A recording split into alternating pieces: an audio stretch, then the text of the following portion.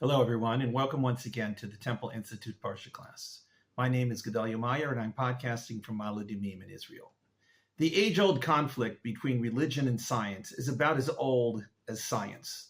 This conflict had to arise. It was as inevitable as a conflict between two nations battling for power or two plants struggling for space on the earth.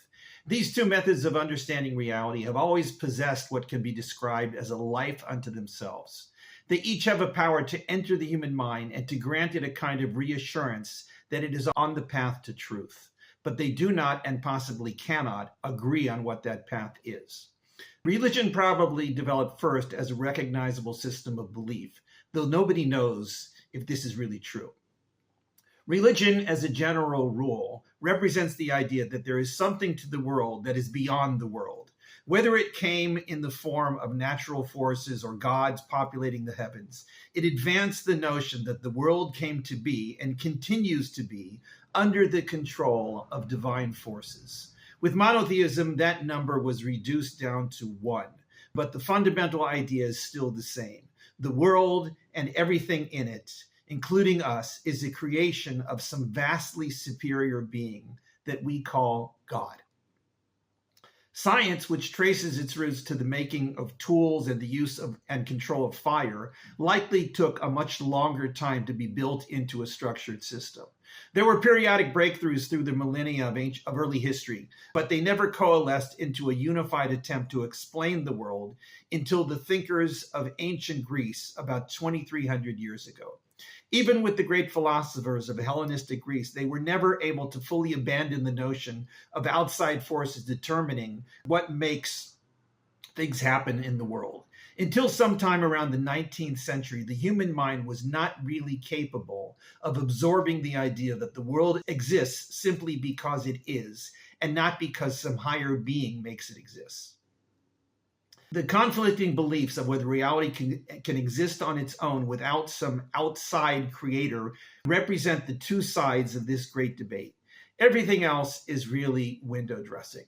Scientists and theologians can argue about the merits of evolution by natural selection or of intelligent design for the next 100 years, but it is really just quibbling over details. At the bottom of it all lies this very fundamental disagreement. Can the world exist on its own, or does it need something to create it? Of course, science bases its ever-increasing arsenal of proof on empirical evidence that everything that happens does so because of something called the forces of nature. These forces continue to be understood better as time goes on, but no matter how far they manage to take things in terms of understanding these forces of nature, the religious people will always ask them what made those forces to begin with. Were they also just there in some odd sense before the world was made through them? If so, where were they? If not, how did they come to be? There are no answers to these questions and probably never will be. They don't seem to be the type of problem that is subject to a resolution. Because of this, science tends to ignore questions that touch upon matters like these and focus more on the details. It is very good at that, but this does nothing as far as ending the great debate. Until they come up with some way of resolving this problem, they are really just kicking the proverbial can down the road. Not that religion has any great answers for these problems either. Religion simply calls things like they are. There are no answers, so we might as well chalk things up to divine forces. We can also call them forces of nature if that helps clarify things and enables us to work with them and use them. But at the end of the day, we are left with the sense that there has to be something beyond physical reality and these forces. There has to be some power or being that enables those forces and that reality to be. If we can find some means or rationale for relating to that being and perhaps influencing it in some way, all the better. We might even feel the need and desire to worship it.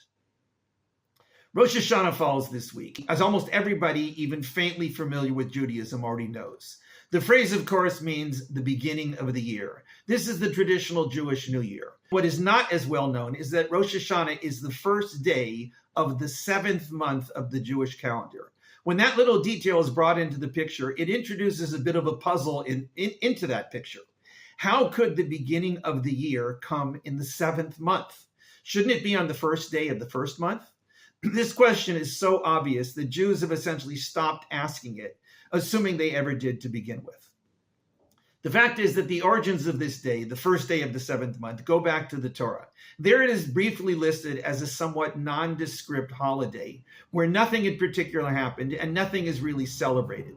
There is no commemoration of a great victory and no celebration of the harvest or some other quasi-natural event. It had no historical significance whatsoever in the Bible.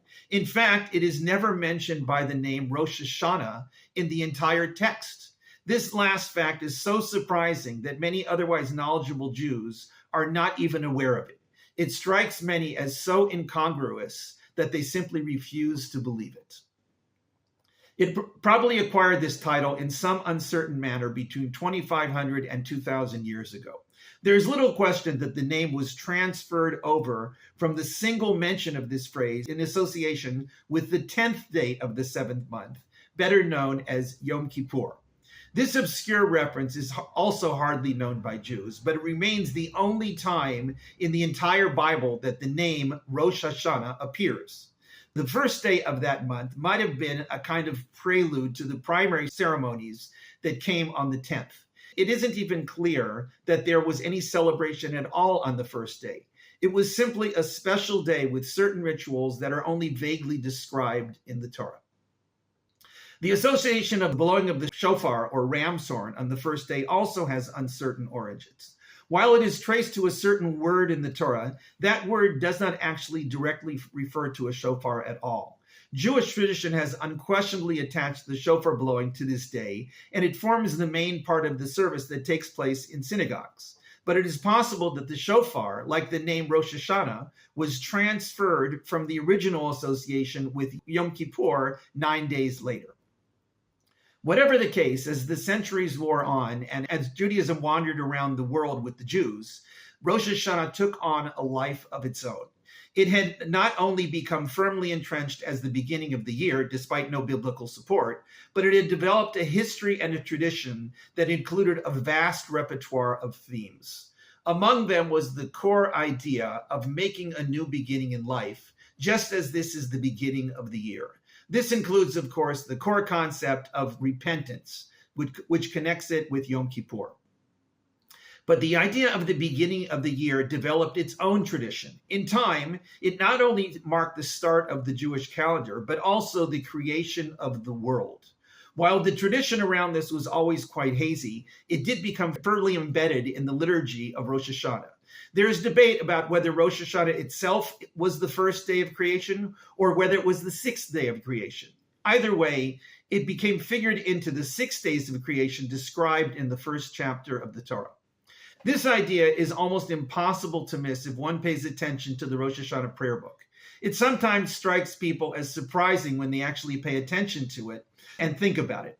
How could the rabbis and poets who composed these prayers have been so audacious as to determine a single day for the creation of the world?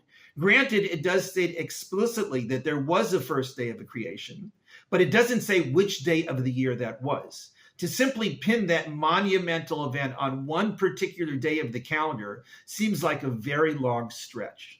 On top of that, there is nothing in the Torah about this first day of the seventh month being that initial day. And of course, there is the never-ceasing question about why the day of creation should fall in the seventh month. Regardless of all this, Jews are very familiar with this concept. It is questionable how many Jews actually take any of this seriously anymore. Even among so-called believing Jews, there are probably quite a few who privately dismiss all of this as antiquated tradition. It is admittedly fairly difficult to really buy into the idea that the entire universe was created someday in September or October. How does this figure in with the 14 billion years since the Big Bang? How does it fit in with science and evolution and the age of the Earth? There are obviously no answers to these questions, so nobody bothers trying to make the tradition compatible with science. Jews reading this sort of thing on Rosh Hashanah in their prayer books are similar to a person watching a movie that they know is just a story, but are so captivated by it that they find themselves wishing it were real. There is something comforting about the world having a definitive starting point, and that it somehow fits into the calendar and thus into our very lives. But there is something else that emerges from this idea, even if one doesn't really believe it. There is a story told of the famous 20th century Danish physicist Niels Bohr. A visitor to his house noticed that he had a horseshoe on his front door.